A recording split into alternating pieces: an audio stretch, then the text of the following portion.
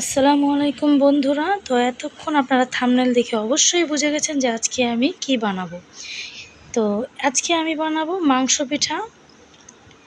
এই যে মাংস পুলি পিঠা। আমি পিঠার জন্য পুরগুলো রেডি করে নিয়েছি। এটা হচ্ছে গরুর মাংস দিয়ে করা। তো আপনারা যারা এই পুরটা তৈরি না করতে পারেন অবশ্যই কমেন্টে জানাবেন, আমি আবার দিয়ে দেব। তো বন্ধুরা, মাংস পিঠা হচ্ছে সবার পছন্দের একটা পিঠা, অনেক মজার একটা পিঠা যেটা সবাই খেতে অনেক পছন্দ করে। এই যে দেখতে পাচ্ছেন এই পুরটা আমি কত সুন্দর করে রেডি করে নিয়েছি।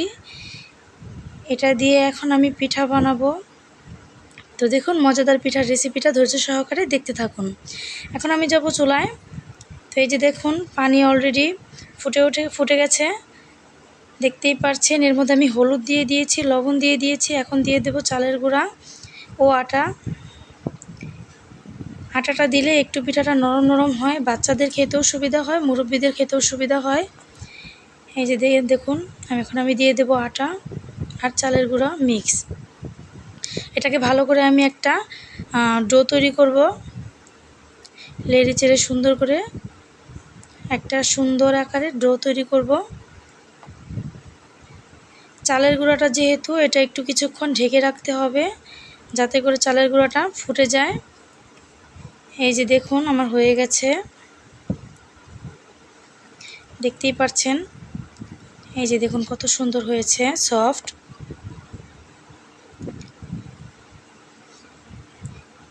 আমি সুন্দর করে এটা এখন মেখে নিয়েছি, দেখতেই পাচ্ছেন অনেক সুন্দর হয়েছে। এখন এটা দিয়ে আমি ছোট ছোট করে রুটি বানিয়ে নেব। এতটুকু সাইজের একটা ডো নেবেন আপনি, নিয়ে সুন্দর করে বেলে আস্তে আস্তে বেলে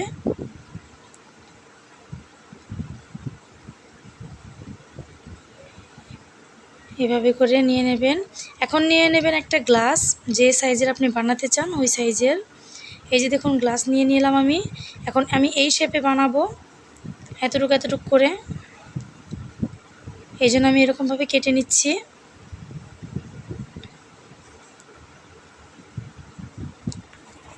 এই যে দেখুন এতটুকু সাইজের হবে। এখন এটা আমি কিভাবে বানাই চলুন দেখাই। এই যে এরকম করে আমি ভিতরে মাংসের পুরটা দিয়ে দেব। সুন্দরভাবে দিয়ে এটাকে আমি এই যে ফোল্ডিং করে নেব।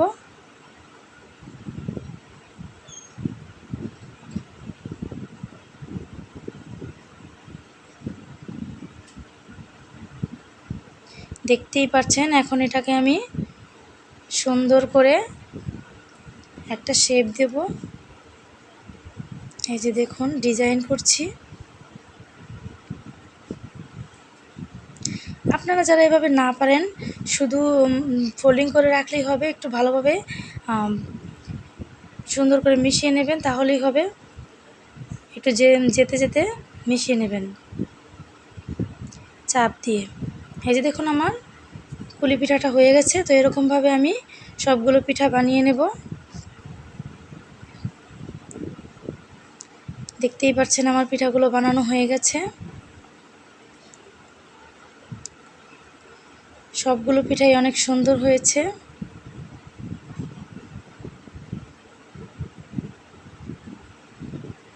এখন আমি এগুলোকে ভেজে নেব। অনেক সহজেই বানিয়ে নিলাম।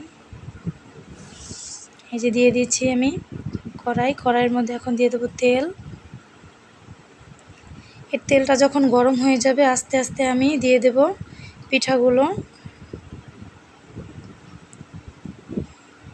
এই যে আমি আস্তে আস্তে দিয়ে দিচ্ছি, আপনারাও সাবধানে দিবেন।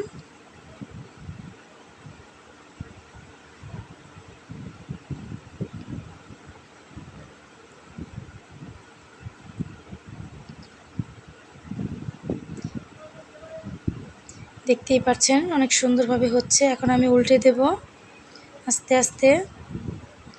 পিঠাগুলো অনেক সফট হয়, যার কারণে ভেঙে যাওয়ার চান্স বেশি থাকে, এজন্য আস্তে আস্তে করতে হবে। এই যে দেখুন আমার ভাজা হয়ে গেছে, দেখতেই পাচ্ছেন অনেক সুন্দর হয়েছে। এরকমভাবে পিঠা বানিয়ে খেলে অনেক মজা হয়। আর মাংস পিঠা হলে তো কোনো কথাই নেই, আমরা অনেক বেশি পছন্দ করি সবাই। ভিডিওটা ভালো লাগলে অবশ্যই লাইক, শেয়ার অ্যান্ড সাবস্ক্রাইব করে দেবেন। খোদা হাফেজ।